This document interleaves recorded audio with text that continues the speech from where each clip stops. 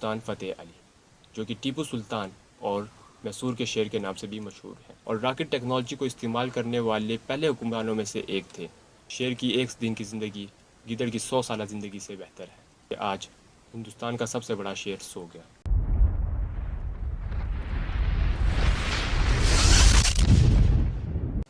خواتین و حضرات، personalities of the past podcast میں خوش آمدید، جہاں ہم تاریخ کے دائرے سے پیچھے جا کر ان شخصیات کے بارے میں بات کریں گے جنہوں نے تاریخ کا رخ موڑ دیا۔ میں ہوں محمد علیان اور آج ہم بات کریں گے ایک ایسے بادشاہ کی جس کی بہادری، حکمت عملی اور جدت کا نشان ہے، سلطان فتح علی، جو کہ ٹیپو سلطان اور میسور کے شیر کے نام سے بھی مشہور ہیں۔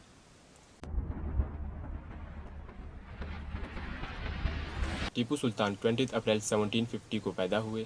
وہ سلطنت میسور کے حکمران حیدر علی کے بیٹے تھے۔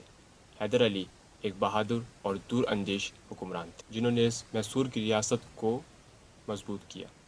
ٹیپو سلطان بڑے ہو کر انگریزوں کے خلاف سب سے بڑی دیوار بنے۔ وہ فن حرب، حکمرانی اور سفارت کاری کی تربیت حاصل کرتے تھے۔ صرف 15 سال کی عمر میں ہی ٹیپو سلطان اپنے والد کے ساتھ دشمنوں کے خلاف میدان جنگ میں لڑتے رہے۔ ذرا تصور کیجئے، ایک 15 سال کا نوجوان لڑکا گھوڑے پہ سوار، ہاتھ میں تلوار لیے دشمنوں پر بجلی بن کر گر رہا ہے۔ اس دور میں ایسٹ انڈیا کمپنی ہندوستان پر قبضہ کرنا چاہتی تھی۔ ٹیپو سلطان کی شخصیت بہت منفرد تھی۔ وہ نہ کہ صرف ایک جنگجو بلکہ ایک دوست، شاعر اور جدید ٹیکنالوجی کے دلدادہ تھے۔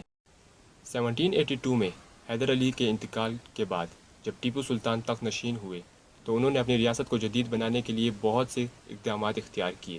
مثال کے طور پر انہوں نے اپنی فوج کو جدید اسلحے سے لیس کیا اور راکٹ ٹیکنالوجی کو استعمال کرنے والے پہلے حکمرانوں میں سے ایک تھے۔ ان کے بنائے ہوئے راکٹ یورپی فوجوں کے لیے ایک مثال بنی۔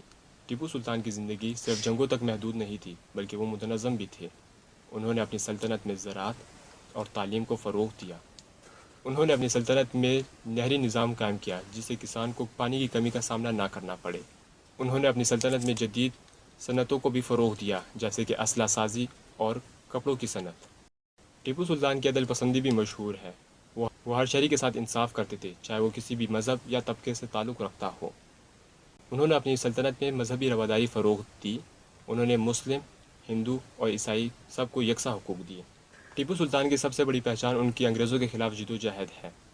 وہ ہندوستان میں انگریزوں کے بڑھتے ہوئے اثر کے خلاف ڈٹ گئے۔ انہوں نے انگریزوں کے خلاف کئی جنگیں لڑی جس میں اینگلو میسور جنگوں کا سلسلہ بہت مشہور ہے جو کہ 1767 سے لے کے 1799 تک جاری رہیں۔ پہلی اینگلو میسور جنگ میں ٹیپو سلطان اپنے والد حیدر علی کے ہمراہ اس جنگ میں شامل ہوئے۔ اس جنگ میں انگریزوں کو شکست کا سامنا کرنا پڑا، لیکن بعد کی جنگوں میں انگریزوں نے اپنی طاقت بڑھائی جس کی وجہ سے ٹیپو سلطان کو بہت مشکلات کا سامنا کرنا پڑا۔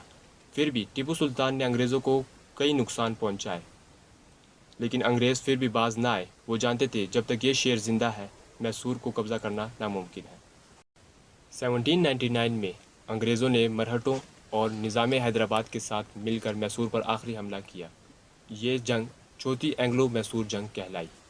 سرنگا پاٹم کا قلعہ توپوں کی گونج سے گرج رہا تھا، سپاہی لڑ رہے تھے اور ہر جگہ خون بہہ رہا تھا، لیکن ٹیپو سلطان نے پھر بھی ہار نہیں مانی۔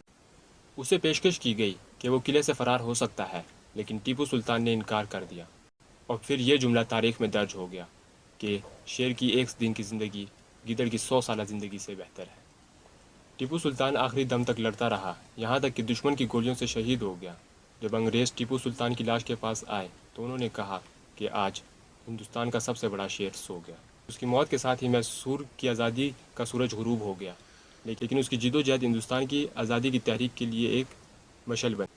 اس کی قربانیوں نے ہندوستان کے لوگوں کو یہ احساس دلایا کہ انگریزوں کے خلاف لڑنا ممکن ہے۔ ٹیپو سلطان کی شہادت کے بعد برطانوی حکومت مضبوط ہو گئی، لیکن ٹیپو سلطان کی کہانی کبھی نہیں مری۔